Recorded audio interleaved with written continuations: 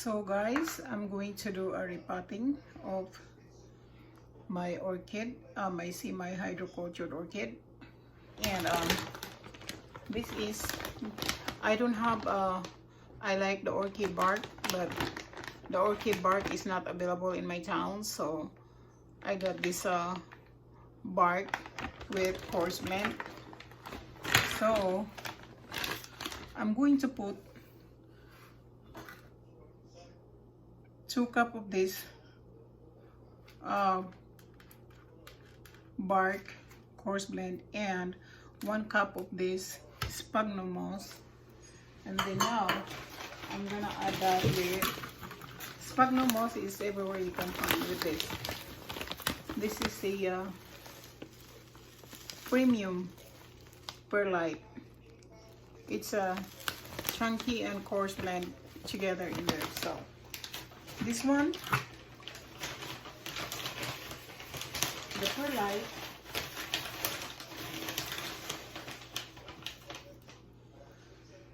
did you see the texture of this one? I'm gonna add 1 cup. So this is a volcanic rocks. I'm not sure, I think it's a lava because I'm using this. As far as you know, I repotted this last week because I had to order perlite, and I took out the bad media inside in there, and then it survived for a week for my semi-hydrocultured orchid, and the flower is still there, still alive, and it's still gorgeous. See? Then now I'm going to add this one because this one will help improve with the grow. Medium light in soil improves root and plant health. So this is a big help for the indoor because I'm raising my orchids indoors. So I'm going to add that together, and I'm going to mix them all. And this is what I'm going to put in my indoor orchids.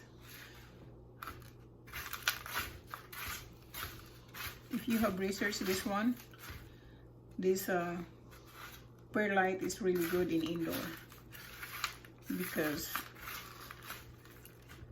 your orchids is not gonna go rotten because this perlite will suck up all the moisture in there, and the moisture will still there. It give a long life to my plant. So this one is I already repotted, but I'm gonna add a perlite in here. So did you see how I did that? The reason I do that is because this is a semi-hydro. We are in Kansas, and it's very high place. It's very dry place. So I already got a bark over there, and I put a sphagnum moss in there to make it moist, and I don't want that mold grow in there. So let's do the repotting.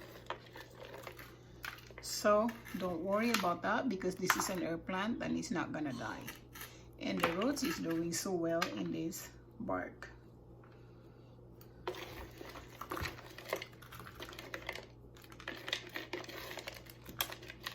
So the semi-hydroculture is really good to keep the moist in the underneath in here. So let's I'm just gonna add them together in there, and then I put this in here. So guys, if you know my I put a lot of potassium in my plants, and the potassium is a banana peel that I soaked in the water, but I don't put too much. You know why? It's because we're gonna have full of bugs. So it's just like you put half and half water and half spray in the bottle. I raise them with this one with the rainwater.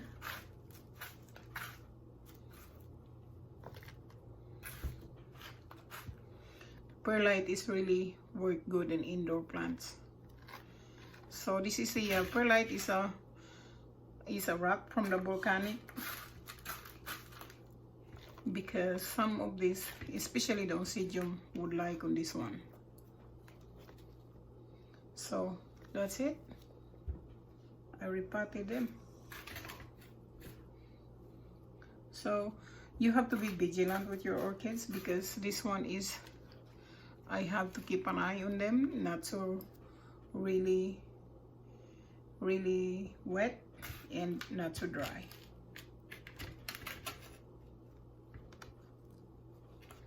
So the perlite is, you can order anywhere. They had it at Walmart, but I ordered this in a premium quality, so I hope this will help with my orchid. But this has been for me for 3 months now. No, I think 2 months, I think. But they didn't die. So that's what I do. But if you got the big bark of this one, like because this is a coarse blend of the of this bark, I had a Miracle Rose, so it's not gonna work with a coarse blend only. So I'm gonna add these together, and they're there. See, if something wrong with your plants, because it depends on where you live. If you live in a dry place or in a humid place, then you don't have a problem with raising with your orchid. But I learned this, my lesson in Kansas is very dry and there's zero humidity, and I've got to watch my roots. So the roots of this one for weeks is really beautiful. Did you see that? That's a really nice. And this water is, I had to once a week I had to fill this up and then drain it, and then just leave the rocks in there so that the water will drop down in there and still give the moisture at the same time in my orchid. And I've been buying an orchid here in Kansas and it didn't grow. This time I have it really, I got it in my house. Pretty nice.